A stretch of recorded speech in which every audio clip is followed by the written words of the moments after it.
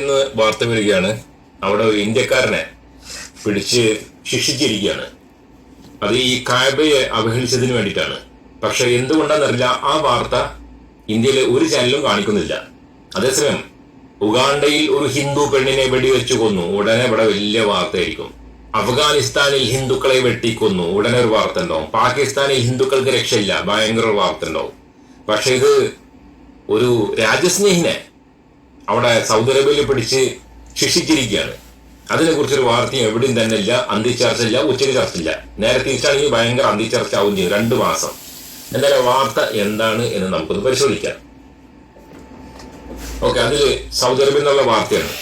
Saudi Arabia sentenced Indian man to 7,000 lashes and 7 years jail for posting a pic of Kaaba being replaced by a temple എന്ന് പറഞ്ഞിട്ടുള്ള ഒരു വാർത്തയാണ്. അതാണ് ഇപ്പൊ നിങ്ങൾ സ്ക്രീനിൽ കാണുന്നത്. എന്താ പറഞ്ഞു വെച്ചാല്, സൗദി അറേബ്യയിൽ ഒരു ഇന്ത്യക്കാരനെ ശിക്ഷിച്ചിരിക്കുകയാണ്. 7000 അടി, ഈ ടൂറിലായിട്ടുള്ള 7000 അടിയാണ്. 1-2 അടിയില്ല, 7000 അടി. അത് ഒന്നിച്ചല്ല വാങ്ങേണ്ടത്. അത് ചിലപ്പം 3 മാസോ 5 മാസോ 6 മാസത്തിന്റെ ഗ്യാപ്പിൽ അത് കൃത്യമായിട്ടുള്ള എണ്ണത്തിനുള്ള അടി വാങ്ങണം എന്നാണ് പറയുന്നത്. പിന്നെ 7 കൊല്ലം തടവുമാണ്, 2ഉം കൂടിയിട്ടാണ്. ഒന്നല്ലെങ്കിൽ മറ്റൊന്നല്ല, 2ഉം കൂടിയിട്ടാണ്. അപ്പൊ 7 കൊല്ലത്തിന്റെ ഇടയിൽ ഈ 7000 അടി വാങ്ങിയാൽ മതി എന്നതാണ് ഈ ഒരു വിധി.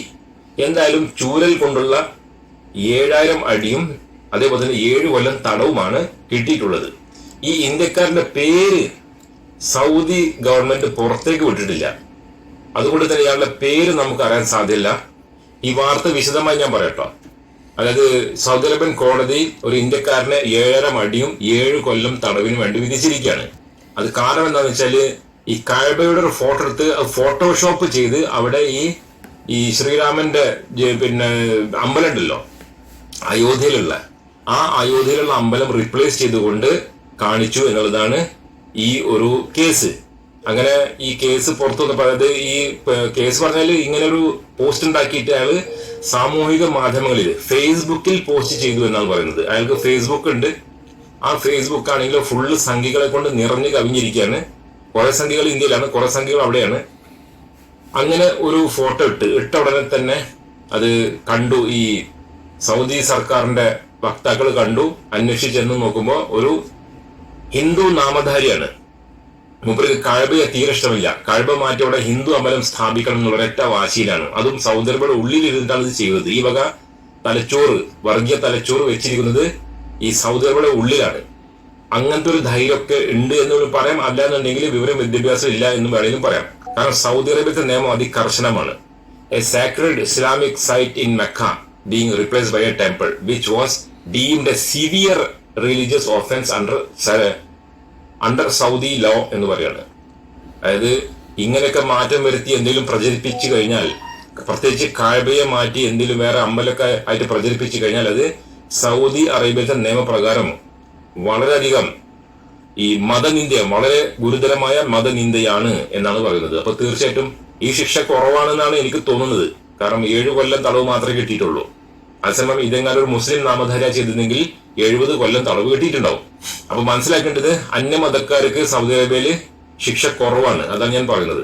പിന്നെ Saudi Arabia has A history of strict enforcement against perceived religious violation online as seen in past cases like 2015 arrest of an Indian for liking a similar photoshopped image of Kaaba. കണ്ടല്ലേ? അതായത് Saudi Arabia ചരിത്രപരമായിട്ട് കാബയെ അവഹേളിക്കുക, അല്ലെങ്കിൽ മതനിന്ദ നടത്തുക, അല്ലെങ്കിൽ പ്രവാചക നിന്ദ നടത്തുക തുടങ്ങിയ കാര്യങ്ങൾക്ക് അതിശക്തമായിട്ട് സ്ട്രിക്റ്റ് ആയിട്ടുള്ള നിയമങ്ങളാണ് അപ്ലൈ ചെയ്യുക എന്നാണ് പറയുന്നത്. ഉദാഹരണമായിട്ട് 2015 ഇതേപോലത്തെ സംഭവം, അതായത് ഇന്ത്യയിൽ നിന്ന് ആരും ഉണ്ടാക്കിയ ഒരു ഫോട്ടോ കാബയെ റിപ്ലേസ് ചെയ്തുകൊണ്ട് അവിടെ ഏതോ ഒരു അമ്പലം, ശിവലിംഗം സ്ഥാപിച്ചിട്ട് ഒരു ഫോട്ടോ, ആ ഒരു ഫോട്ടോ അവിടെ ലൈക്ക് ചെയ്തു. സൗദി അറേബ്യയുടെ ഉള്ളിലിരിക്കുന്ന ഒരു സംഘീ ഭീകരൻ അത് ലൈക്ക് അടിച്ചു. വളരെ നന്നായിട്ടുണ്ട് എന്ന അർത്ഥത്തിൽ ഉടനെ തന്നെ അത് കണ്ടുപിടിച്ച് ലൈക്ക് ചെയ്തിട്ടുള്ളൂ. പക്ഷെ അറസ്റ്റ് ചെയ്ത് അയാളെ ജയിലിലാക്കി എന്നാണ് പറയുന്നത്. അപ്പൊ അത്രക്കധികം 0 ടോളറൻസ് ആണ് മതനിന്ദക്ക് സൗദി അറേബ്യൻ സർക്കാർ കൊടുക്കുന്നത്. പിന്നെ കാബ എന്ന് പറഞ്ഞാൽ എല്ലാവർക്കും അറിയാവുന്ന കാര്യമാണ്. ഇത് മുസ്ലിങ്ങളുടെ ഒരു ഹജ്ജ് പെർഫോം ചെയ്യുന്ന കേന്ദ്രമാണ്. അവിടെ ലക്ഷക്കണക്കിന് ആൾക്കാരാണ് ഹജ്ജിനൊക്കെ വേണ്ടി വരുന്നത്. അത് ഇസ്ലാമിന്റെ ഒരു സെന്റർ പോയിന്റ് ആണ്. അപ്പൊ അങ്ങനത്തെ സ്ഥലങ്ങളിനെ അവഹേളിക്കുന്നതിന് മുമ്പ് സൗദി അറേബ്യയിൽ ഇരിക്കുന്ന സംഘി ഭീകരന്മാർ കുറച്ച് ശ്രദ്ധിച്ചാൽ നന്ദി. ഇല്ലാന്നുണ്ടെങ്കിൽ ഇന്ത്യനെ പോലെ MLA MP ഗവർണറൊന്നും ആവൂല, നേരെ ജയിലിൽ പോയി കിടക്കും കുറെ കാലം. അല്ലാതെ അവിടെ രക്ഷിക്കാൻ ഒരു മോദിയും വരില്ല.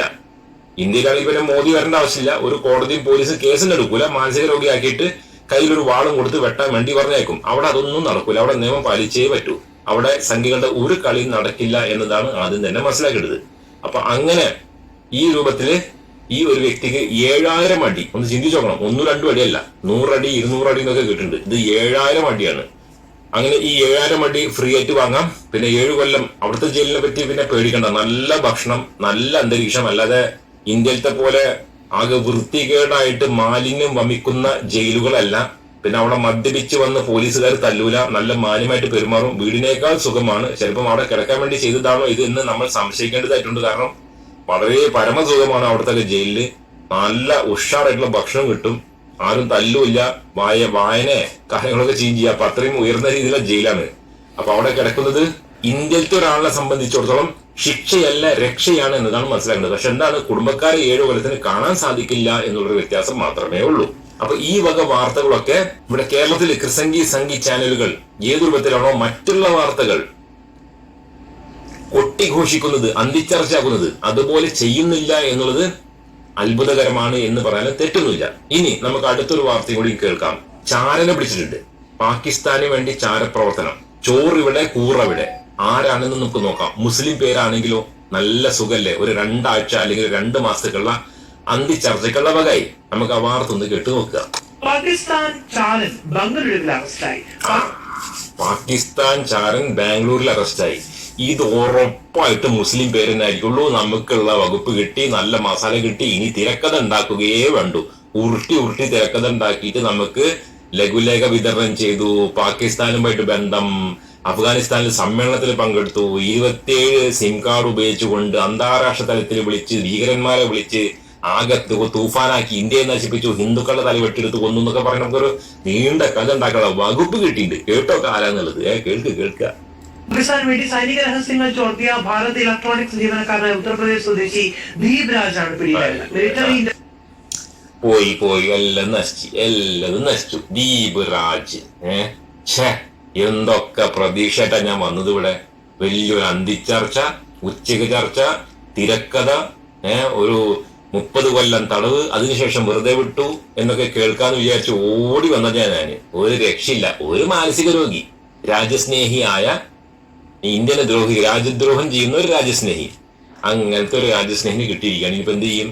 ഒന്നുമില്ല. ഒരു മാനസിക രോഗ സർട്ടിഫിക്കറ്റ്. അയാളുടെ മുഖം വരെ മറച്ചിരിക്കുന്നത് കണ്ട ആ ചാനലില്. അത് ശ്രദ്ധിച്ച ഇല്ലാന്നുണ്ടെങ്കിൽ ഫുള്ള് ഫോട്ടോ ഉണ്ടാവും, വീട്ടുകാരുടെ ഫോട്ടോ ഉണ്ടാവും, കുടുംബക്കാരുടെ ഫോട്ടോ ഒക്കെ ഉണ്ടാവും, കുട്ടികളുടെ ഫോട്ടോ അടക്കം ഉണ്ടാവും. ഇതിപ്പോ മുഖം വരെ മറിച്ചിട്ടാ കാണിക്കുന്നത്. കാരണം അത്ര രാജ്യസ്നേഹിയാണ്. കേട്ടോ. ഇന്റലിജൻസും കർണാടക രഹസ്യാന്വേഷണ വിഭാഗവും സംയുക്തമായി നടത്തിയ അന്വേഷണത്തിലാണ് ഇയാൾ കുടുങ്ങിയത്. ഡിഫൻസുമായി ബന്ധപ്പെട്ട് പ്രവർത്തിക്കുന്ന പെല്ലിൽ ഭാരത് ഇലക്ട്രോണിക്സ് ലിമിറ്റഡിലെ ജീവനക്കാരനാണ് ഈ ദീപ് രാജ് ചന്ദ്ര എന്നുള്ള വ്യക്തി. ഇദ്ദേഹം പ്രൊഡക്റ്റ് ഡെവലപ്മെന്റ് ആൻഡ് ഇന്നോവേഷൻ വിഭാഗത്തിലെ ജീവനക്കാരനാണ്.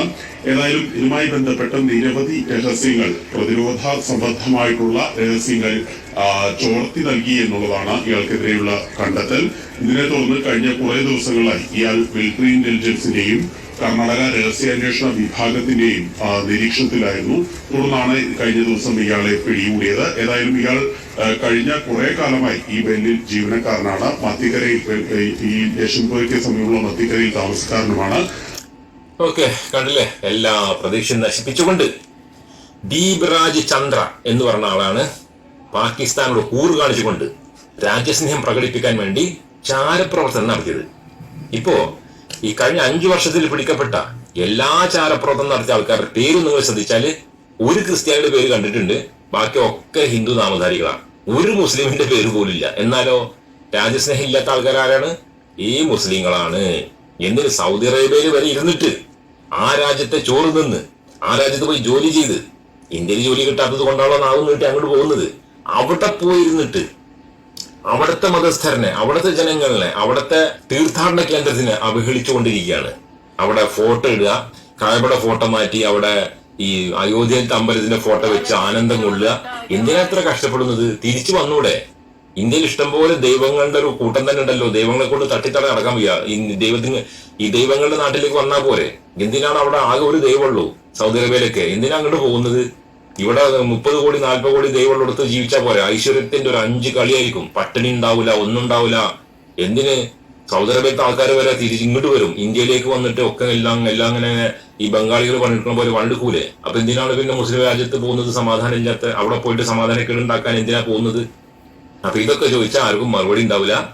അതേസമയം ദൈവങ്ങൾക്ക് വരെ പ്രാണവായു കൊടുക്കുന്ന രാജ്യത്തെ ഗോമാതാക്കളെ കൊന്ന് അവരുടെ പാക്കറ്റിലാക്കി, ഇറച്ചി കഷ്ണങ്ങളാക്കി പാക്കറ്റിലാക്കി ഹലാൽ സ്റ്റിക്കർ അടിച്ച് അപ്പോഴും മുസ്ലിം രാജ്യത്തൊക്കെ കയറ്റുമതി ചെയ്യാം. എന്തൊരു വിരോധാഭാസമാണ്. എന്നാലും പറച്ചലിന് ഭയങ്കര പ്രസംഗമാണ്. എന്തായാലും ഇതാണ് അവസ്ഥ. ഇവന്മാര് ഫുള്ള് വൈരുദ്ധ്യങ്ങളാണ്. എവിടെ ചെന്നാലും ഇവരുടെ സ്വഭാവം ഇത് തന്നെയാണ്. ചാരപ്രവർത്തനം ഇന്ത്യയിലായാലും ഇന്ത്യക്ക് പുറത്തായാലും ഇവർ നടത്തും. അപ്പൊ ഖത്തറിൽ പോയിട്ട് കാണില്ലേ 8 എണ്ണം ചാരപ്രവർത്തനം നടത്തി പിടിച്ച എന്തായിരുന്നു അവസ്ഥ? വോട്ടിംഗ് മെഷീൻ തട്ടിക്കൊണ്ട് പ്രധാനമന്ത്രി ആയിരിക്കുന്ന മോദി തന്നെ പോയിട്ട് അവിടെ പോയി ചമച്ചടിച്ച് ആ 8 ചാരന്മാരനെയും മോചിപ്പിച്ച് കൊണ്ടുവന്നു. എന്താ കാര്യം? എന്തിനു കൊണ്ടുവന്നു? എവിടെ വന്നാലും അവർ ചാരപ്രവർത്തനം നടത്തും. ഇന്ത്യയിലാണെങ്കിലും ചാരപ്രവർത്തനം നടത്തും, പാകിസ്ഥാന് വേണ്ടി. അപ്പൊ ഇങ്ങനെയാണ്. എന്നാലോ ചീത്തപ്പേര് മുഴുവൻ ഈ മുസ്ലിങ്ങൾക്കാണ് എന്നതാണ് മനസ്സിലാക്കേണ്ടത്. അപ്പൊ ഈ ഒരു വീഡിയോ ഇത്രമാത്രം പറഞ്ഞുകൊണ്ട് അവസാനിപ്പിക്കുകയാണ്. അടുത്ത വീഡിയോയിൽ കാണാം. By. Thomas and Fish Curry, very